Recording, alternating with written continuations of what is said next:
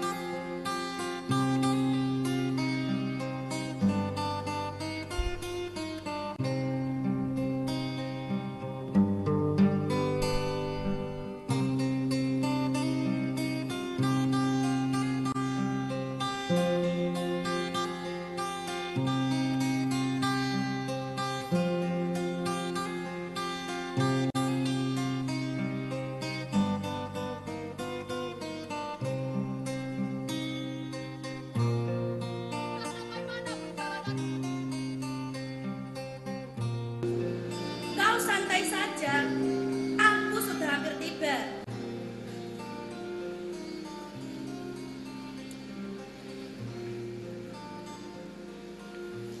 Kapan tibamu? Menunggumu sampai ke tujuan. Tenang saja, kau tahu kan, aku cukup lihai dalam urusan yang begini. Kita tinggal tunggu waktu. Waktu untuk apa? Menunggumu sampai ke tujuan. Tujuanku banyak, aku tak bisa sebutkan satu persatu. Nah, itulah masalahmu. Terlalu banyak tujuan.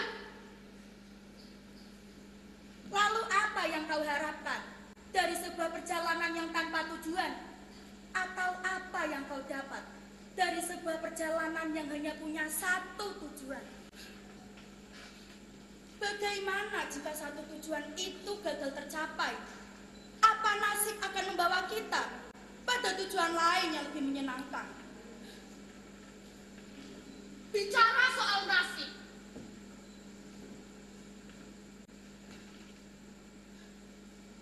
seperti manusia bisa bebas memilih nasibnya. Kau ini terlalu banyak memikirkan hal-hal di depan. Kau tak tahu rasanya tertinggal pada perjalanan sebelumnya. Ya, itulah kenapa aku lebih menyukai perjalanan dengan tujuan yang banyak. Tidak seru.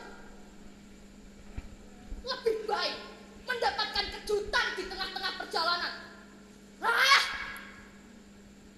Kenapa kita jadi banyak bicara soal nasib? Kita ini kan sedang memperjuangkan nasib. Sari, apa kau percaya bahwa kita akan bernasib baik? Kau ini malah melanjutkan perbincangan soal nasib. Sari, aku tidak lupa dengan janjiku. Kau jangan cemas, aku akan menuntaskan semuanya. Sebaiknya begitu. Jika tidak, kau tahu apa yang akan terjadi selanjutnya. Aku paham betul, Sari. Melihat kejanggalan-kejanggalan yang terjadi di sini membuatku tidak bisa tidur pulas. Banyak hal-hal yang mesti kita luruskan di sini. Kau luruskan yang benar. Jangan sampai berbelok. Kau tahu kan soalamu? Jika persoalan itu tidak lekas kau selesaikan, bisa mati kita semua. Aku harus selesaikan. Baiklah, apa saja yang kau ketahui tentang tempat ini? Tentu aku tahu banyak hal. Akan aku ceritakan semuanya.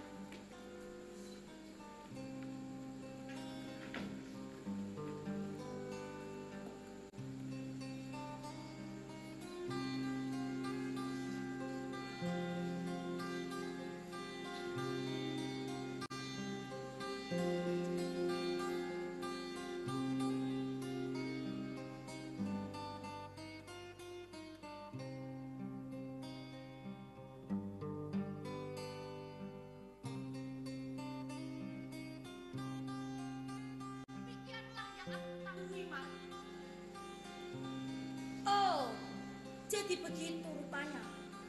Memang ada banyak ketidakberesan di pabrik ini. Namun bisa dikatakan sebagai korban pertama. Aku akan segera mengurusnya. Oh iya Sari, jangan sampai orang-orang mengetahui tempat pertemuan kita ini. Dan lagi, hanya anggota khusus yang diperbolehkan masuk ke dalam ruangan ini. Kau mengerti? Sangat jelas. Bagus. Oh iya, Mar.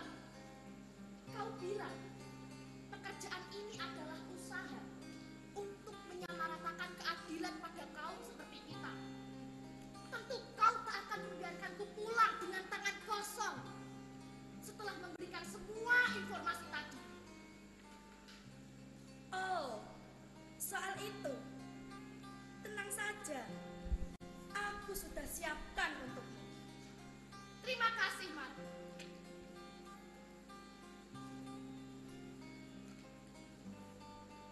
Segitu cukup. Cukup. Aku akan segera pergi dan menghapus jejak kedatanganku.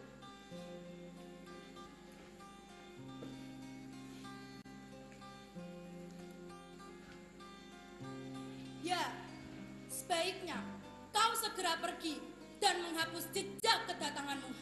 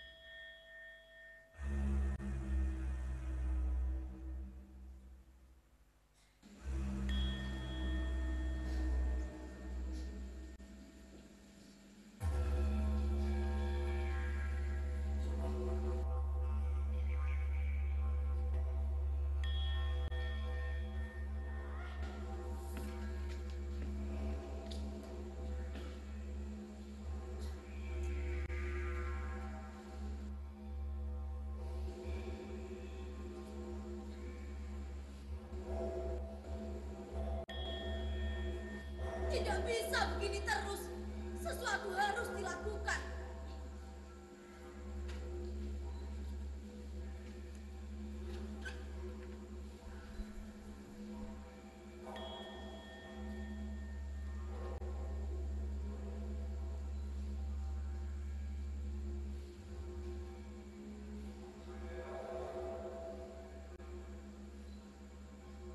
Ya, aku harus lakukan sesuatu. Loh,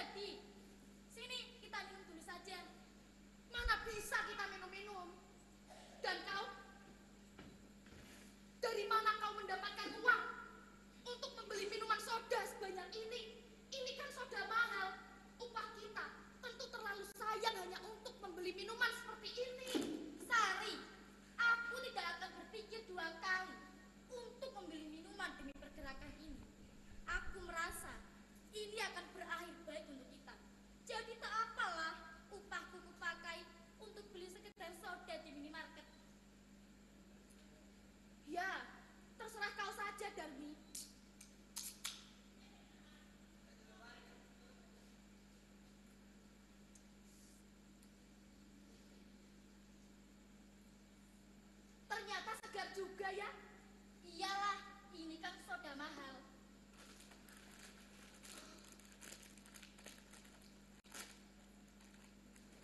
Aku sebetulnya takut juga. Kau takut apa? Kau tahu tentang lamun kan? Aku sangat takut bayangkannya. Pabrik kita ini banyak kerja perempuan. Tapi kau bisa lihat, perempuan-perempuan juga yang banyak jadi korban. Ya, itu karena pekerjanya perempuan semua. Makanya korbannya ya perempuan. Tapi maksudku, kenapa sampai semengerikan ini ya? Kau lihat yang terjadi pada Lamun. Orang bilang dia hampir diperkosa. Jaga mulutmu. Kau tahu kan, kalau Umar hendak menuntut pabrik kita ini karena upah kita yang selalu dipotong dengan alasan tidak jelas. Jangan menebar gosip. Aku tidak bergosip. Kau lihat saja Lamun. Akhir-akhir ini dia menjadi kamu emosi, jarang berkumpul dengan kita. Bahkan dia juga sudah jarang mengadu pada Amar. Tapi tetap saja, kau tidak bisa bicara tanpa ada bukti. Aduh Sari, mana bisa pemerkosaan ada buktinya. Tapi, apa Mar tahu soal ini? Soal yang sebenarnya.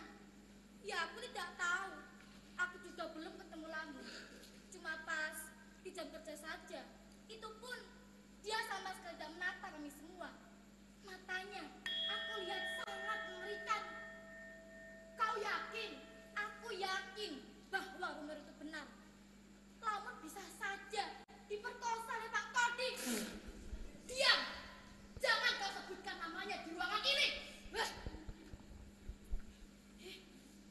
Kamu apa-apaan nih Sari? Maaf, aku lupa tentang peraturannya. Sudah, kita berhenti bergosip saja. Anggap saja, Lamun sedang tidak enak badan. Tapi aku benar-benar tidak tega melihat Lamun. Kau perhatikan saja dirimu sendiri, Darmi. Apakah upahmu sudah cukup tega? Jika dibelikan susu untuk anak-anakmu, tak perlulah kau pikirkan Lamun. Kau selalu pikirkan dirimu sendiri. Hei! Kita ini sudah cukup menderita. Sekarang, yang terpenting bagiku, apapun akan kulakukan jika ada keuntungannya untuk hidupku. Jadi, kau ikut pergerakan melawan pimpinan pabrik kita hanya untuk keuntunganmu? Ya, tapi ini kan jelas. Keuntunganku, keuntungan kalian juga. Penghasilanku akan bertambah. Dan kalian juga. Apakah Mar mengetahuinya? Hah? Mar tak perlu tahu apa saja yang kita lakukan untuk pergerakan ini. Toh, yang bergerak di depan dan terlihat kan cuma Mar. Bagi Mar, kita ini hanya seorang informan. Kau tahu kan, kalau informan itu akan mendapatkan upah jika ia memberikan informasi yang dibutuhkan. Aku tak membutuhkan upah dari hal-hal seperti itu. Kau ini polos sekali, Darmi. Kau lihatlah sekelilingmu ini. Ruangan ini misalkan. Ruangan yang dibuat untuk tempat diskusi kita. Tapi kau sadarkan, hanya Mar yang bisa bebas masuk ke dalam ruangan ini. Jam berapapun. Dan tak apa saja yang ia lakukan jika tak ada kita di sini. Oh, jadi kau mencurigai Mar? Sari, Mar itu akan bantu kita. Kau malah ragu kepadanya. Aku tidak ragu padanya. Aku hanya mencoba mengerti bagaimana orang-orang seperti Mar bekerja. Aku juga tahu niatnya baik. Ya, selagi ada keuntungannya untuk hidupku, itu membahagiakan bagiku. Jadi, kau tidak peduli apa yang terjadi pada Lamun? Darmi! Apa yang terjadi pada Lamun? Itu belum tentu benar. Sampai sekarang saja, dia tidak mengatakan apa-apa. Bagaimana aku peduli dengan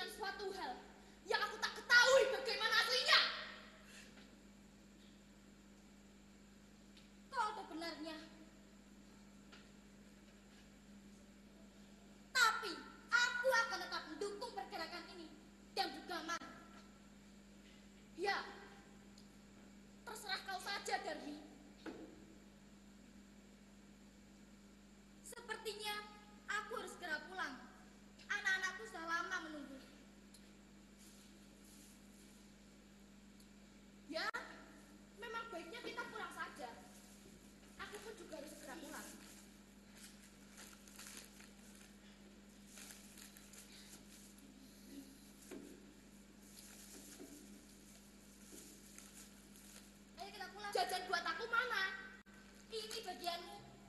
Nah, gitu dong. Jangan lupa besok traktir aku lagi ya. Tenang Sari.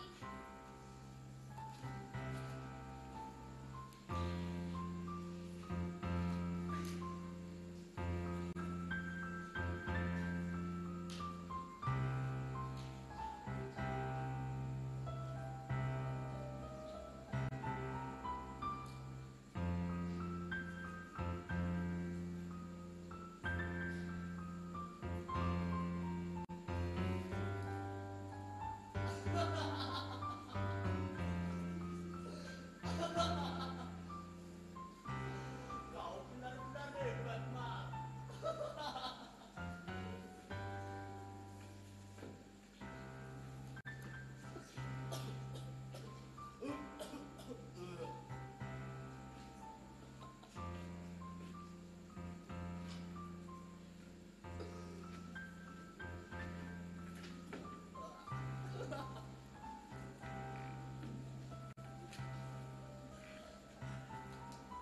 Mar, sini Mar. Temani aku sebentar. Iya sayang.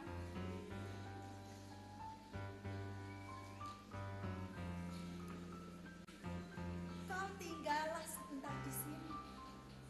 Tidak mungkin, Mar. Nanti teman-teman marah. Halah, jam segini mereka sudah pada pulang. Ayolah, Mar. Kau yang ke tempatku saja. Tempatmu. Maksudmu datang ketika istrimu pergi berbelanja ke pasar? Kau keterlaluan, Mar.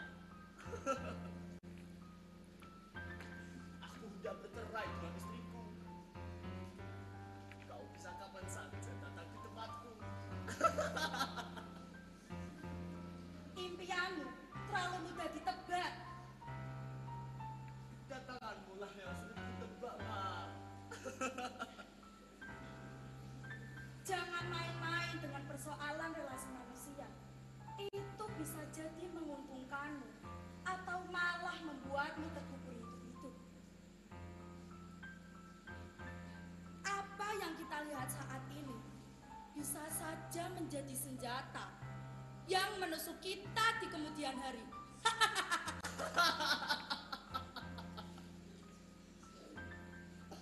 Kau memang sudah benar-benar mabuk ya, Mar.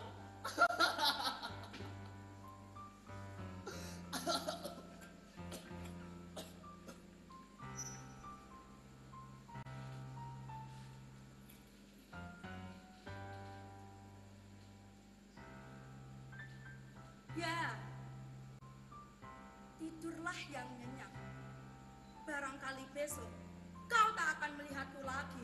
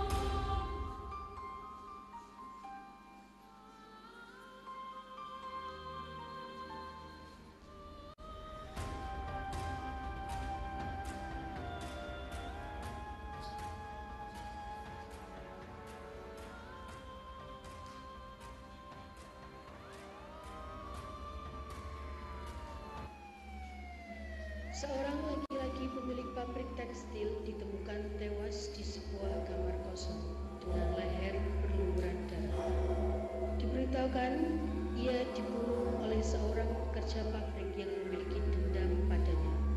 Laki-laki pemilik pabrik diisukan telah melakukan pemerkosaan pada seorang pekerjanya. Tanpa peradilan, laki-laki pemilik pabrik ditemukan mati berlumur darah.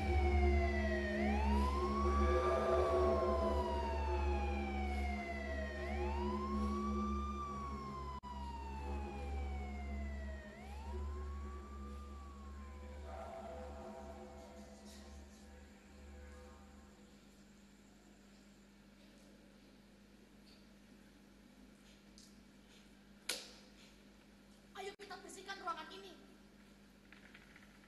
Tunggu sebentar. Ada apa? Aneh betul. Tempat kejadian seperti ini kok malah diminta untuk dibersihkan ya. Kau turuti saja. Daripada mereka curiga pada kita. Masalahnya, aku sudah berkali-kali diminta bersaksi soal pembunuhan Kodi. Dan kau berkata apa? Ya, tidak berkata apa-apa. Kan kita memang tidak tahu. Apa kau ini terlalu polos, Darmi? Polos bagaimana? Kita kan tidak tahu. Perkara apa yang menimpa Pak Kodi sampai dia harus dibunuh? Kau ini harus dijelaskan dengan bagaimana ya? Pak Kodi itu mati ya dibunuh oleh Hus, jangan bergosip. Kau tidak sadar juga. Ruangan ini adalah ruangan yang diciptakan oleh Man.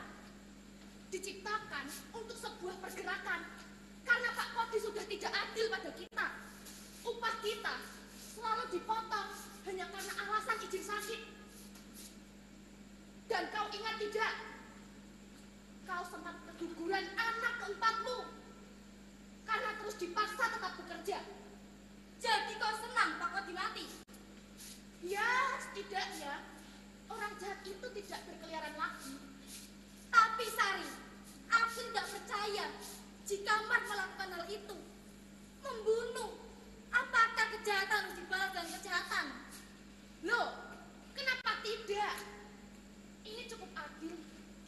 Atau kau bayangkan saja, jika gosip tentang Lamun itu benar.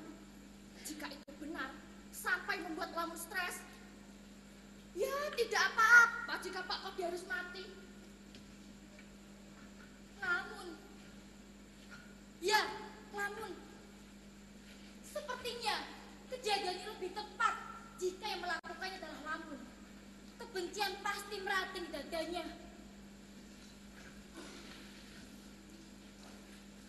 Kau berpikir Lamun yang melakukan pembunuhan ini? Barangkali begitu.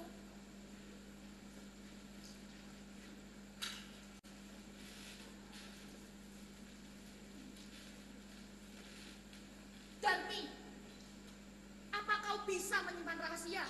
Tentu saja, jika aku tak bisa menyimpan rahasia, persekongkolan ini sudah aku umbar sampai akar-akar. Sebenarnya, aku sempat melihat Lamun. Di pabrik, aku juga sering. Bukan di pabrik. Di jalan. Bukan. Jadi di mana? Ya di ruangan ini. Hah? Kau yakin tuh Lamun? Kapan kau melihatnya? Aku sangat yakin sekali kalau itu Lamun.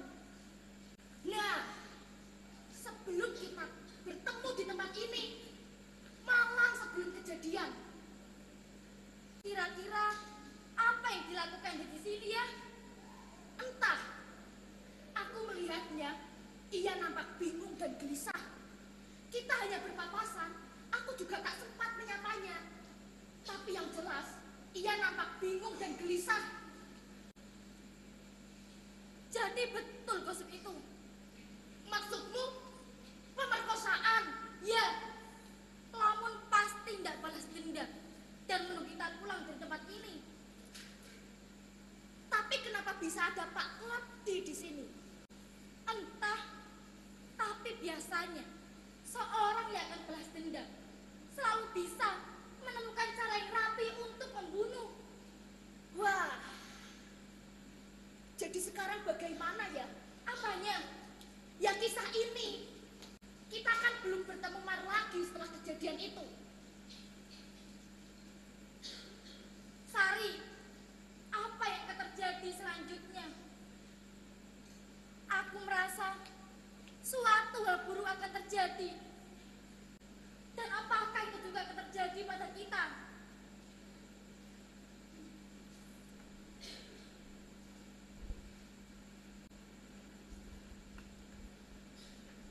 Tiba-tiba aku merasa kedinginan. Apakah ini akan berakhir dengan adil? Sari, kita juga tergabung dalam gerakan ini, bukan? Kau berikan informasi pada Amar. Dan aku sedikit berikan makan dan minum. Apakah kita akan terseret juga? Bagaimana jika Mar kabur meninggalkan kita? Tidak tahu. Ruangan ini seperti dipenuhi oleh kegelisahan yang terus menguap dan tak akan luluh menjadi apa. Darmi, berjanjilah padaku, kau tak akan meninggalkanku. Tenang, Sari. Kita ini hanya manusia-manusia rentan. Yang bisa kita kerjakan tetap bersama. Apapun yang akan menerjang kita, kita tetap bersama. Mati pun boleh jadi bersama. Darmi, kau sudah banyak menanggung kesedihan. Anak-anakmu mungkin akan terlantar jika kau mati. Kita harus tetap hidup. Adil tidak adil kehidupan ini, kita harus tetap melewatinya. Bagaimanapun nanti hasilnya. Sudah, ayo kita lanjutkan membersihkan ruangan ini. Ayo.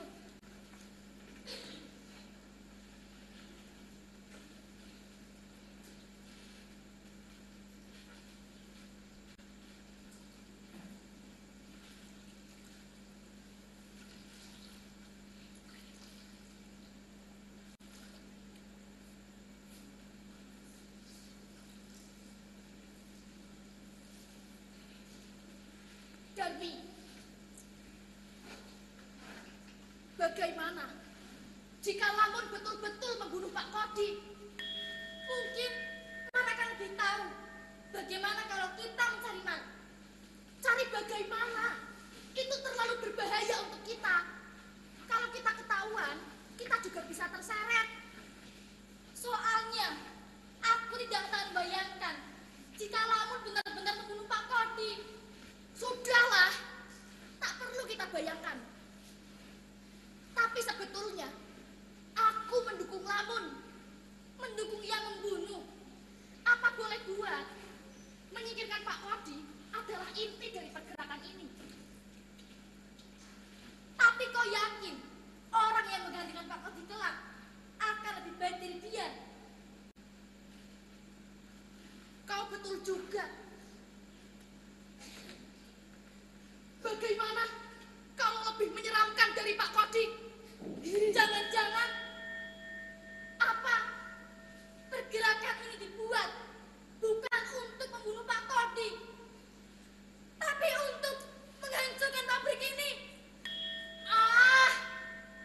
Teori itu terlalu sulit buatku, Darmi.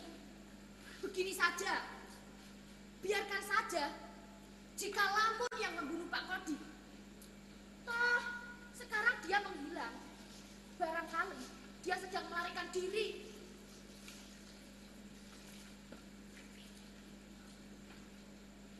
Tapi Mar juga menghilang. Jangan-jangan mereka melarikan diri bersama.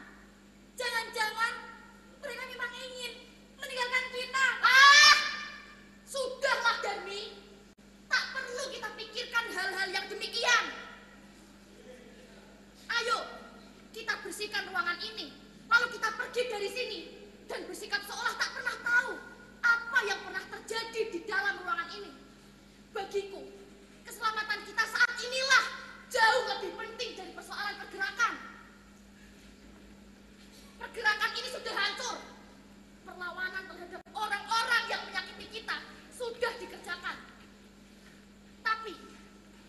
Jika kita tidak hati-hati, kita bisa terkena imbas dari pergerakan ini. Sedangkan tak ada yang mampu menolong kita. Pergerakan ini pun tak mampu menolong kita.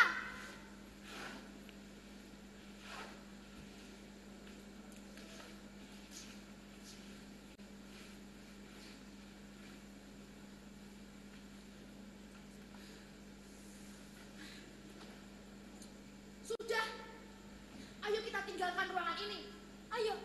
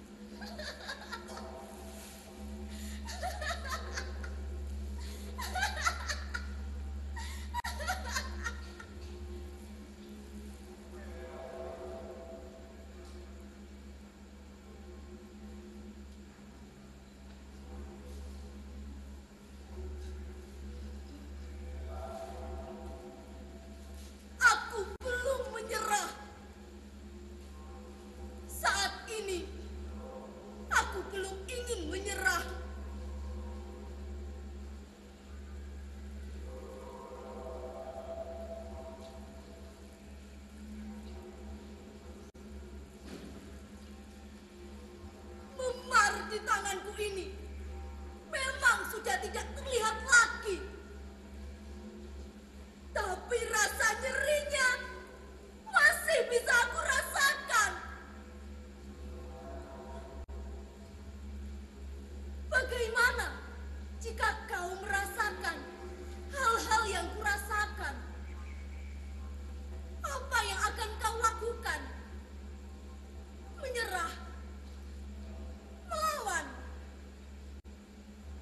atau bahkan membunuh?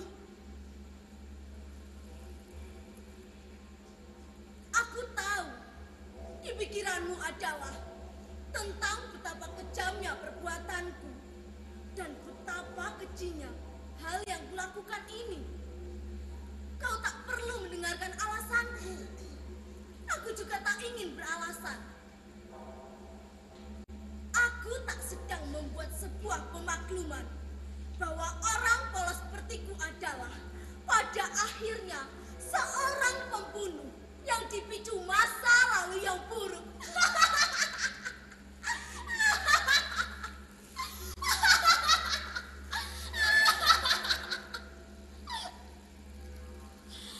Aku hanya ingin melawan. Itu saja. Ya, melawan. Cukup melawan. Karena hanya itu yang bisa orang-orang seperti kita lakukan. Memang cara melawan itu berbeda-beda. Ada yang melawan dengan halus, dengan cerdik, atau dengan brutal. Tinggal pilih saja, dan kita tak perlu mencari pembelaan. Jika kita dianggap salah, ya sudah, biarkan mereka menganggap salah. Toh, kita cuma melawan. Jika tak ada yang melawan, maka sia-sia orang-orang hidup dan bertahan. Orang-orang sepertiku ini sudah lelah untuk bertahan.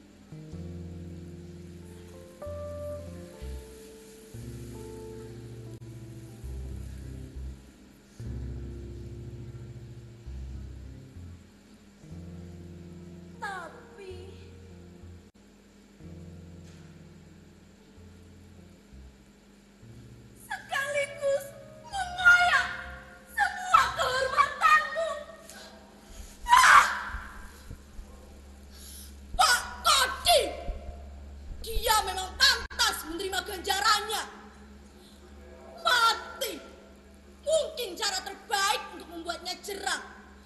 Karena menurutku, penjara tidak akan membuatnya takluk. Mungkin kalau di penjara, dia akan mendapatkan layanan VIP atau semacamnya. Wah! Berapa lama sih hukuman orang yang memperkosa? Apalagi memperkosa sampai tidak hamil. Paling pol, ya dinikahkan. Atau ya keluargaku diberi uang santunan. Itu pun kalau pelakunya mengaku.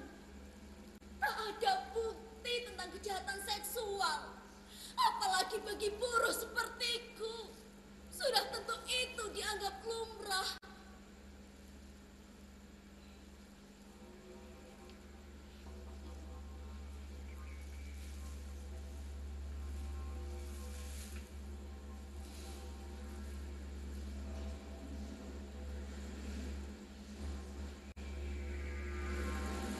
Baiklah, aku sudah sejak awal bilang bahwa aku tidak atau sama sekali tidak meminta pengertian dari kalian.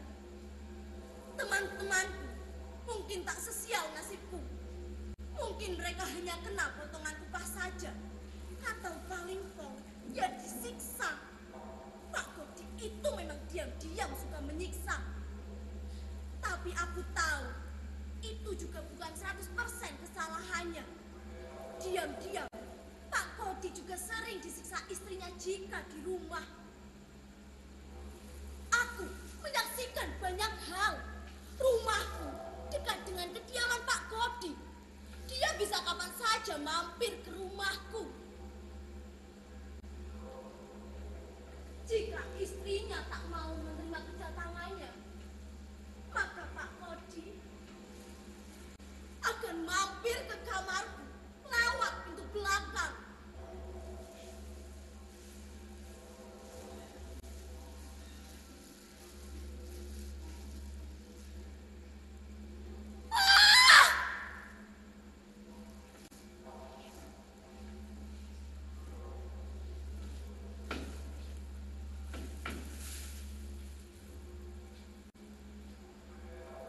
Siapa yang bisa mencegah seorang bos mendatangi rumah bawahannya?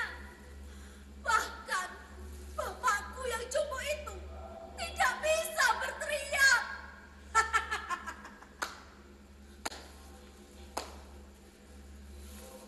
Dan kini kau senang. Kita telah menjadi buronan.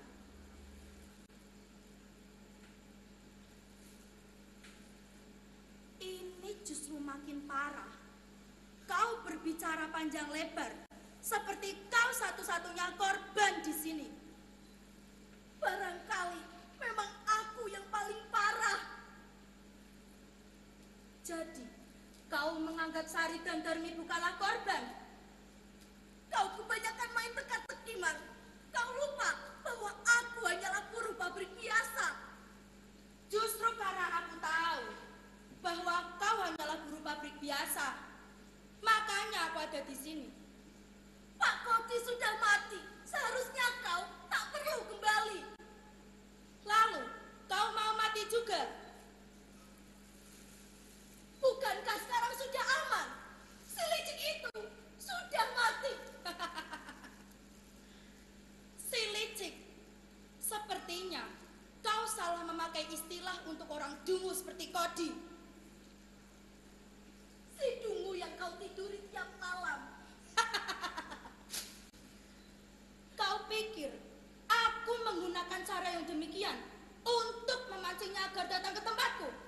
Karena apa lagi? Perempuan pintar, cerdik, pandai berbicara, pandai membuat skenario. Tentu kau idaman bagi para dungu-dungu. Idaman. Idaman bukan berarti tidur dengan mereka. Dan bukankah kau sendiri yang menerima tubuhnya di setiap malam?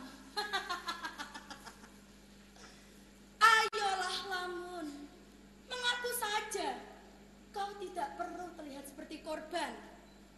Apa maksudmu? Sudahlah, biar ku bereskan semuanya.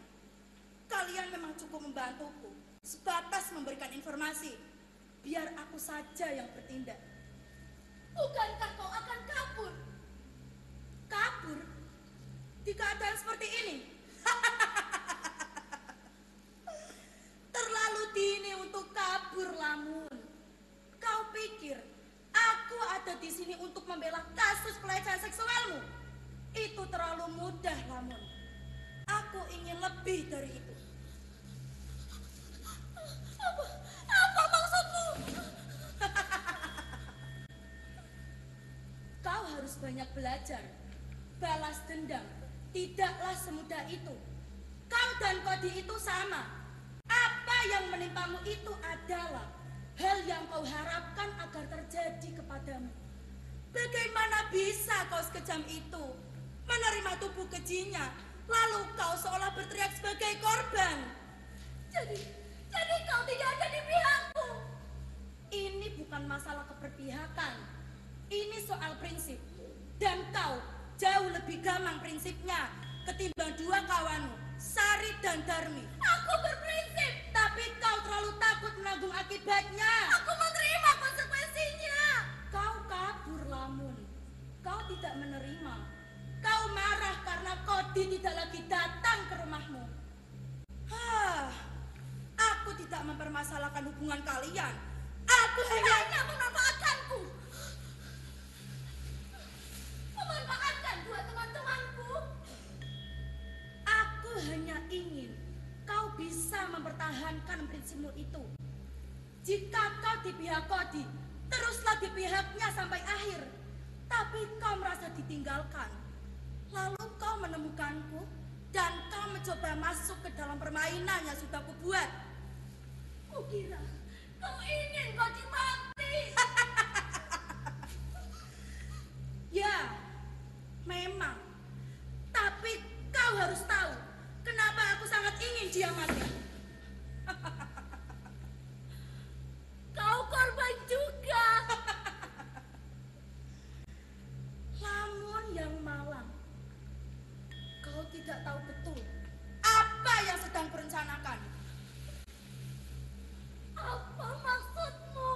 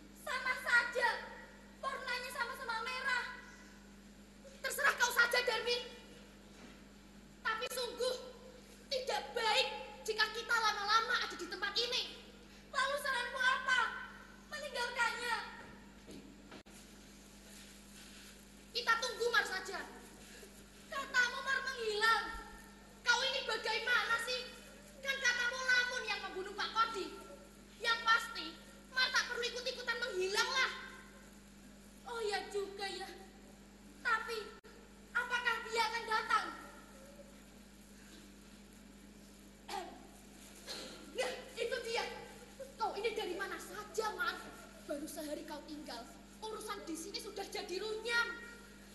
Kan kalian sendiri yang menyuruh untuk melakukan sesuatu. Aku sudah melakukannya. Oh, jadi apa saja yang sudah kau lakukan, Mar? Tenang, semua ada di sini. Apa itu, Mar? Wah, kebetulan sekali. Mumpung ada Lamun di sini, aku bisa menjelaskannya. Apa yang ingin kau jelaskan, Mar? Tenang, aku sudah lama menyuruhmu tenang, bukan? Mar, jangan membuat kita menggandungkan. Aku tak suka perasaan ini. Menduga pada suatu tidak jelas. Baiklah, begini. Di dalam tas ini berisi berkas-berkas bukti bahwa Kodi, bos kalian itu bersalah. Ia bersalah atas penggelapan dana upah kalian. Dan bukti-bukti tertulis dari para buruh bahwa dia melakukan kekerasan terhadap pekerja-pekerja di sini. Dengan bukti ini, pabrik barangkali akan segera ditutup dan tidak diperbolehkan beroperasi. Lalu, Maksudmu? Pabrik ini akan segera ditutup. oh, jadi kurang jelas. Pabrik ini banyak melakukan tindakan kotor. Atasan kalian korupsi, senior kalian melakukan tindakan atas relasi kuasa, menyiksa para buruh muda, terutama remaja perempuan. Dan yang paling berat adalah pemilik pabrik ini melakukan pemerkosaan terhadap salah satu pekerjanya. Kalian tentu sudah tahu siapa yang kumaksud. Jadi, tidak ada alasan lagi untuk mempertahankan pabrik ini. Demikian berita terbaru dariku. Gila! Itu artinya kita akan kehilangan pekerjaan. Lalu Lamun, apakah dia akan dipenjara? Tentu ia akan dipenjara atas tuduhan pembunuhan. Tapi ia membunuh karena mempertahankan kehormatannya. Tuntutannya akan dilonggarkan. Ia tidak akan lama dihukum. Tapi bagaimana nasib pekerja yang lain? Yaitu konsekuensi. Keadilan harus dibayar dengan konsekuensi. Tapi bukan konsekuensi seperti ini yang aku inginkan.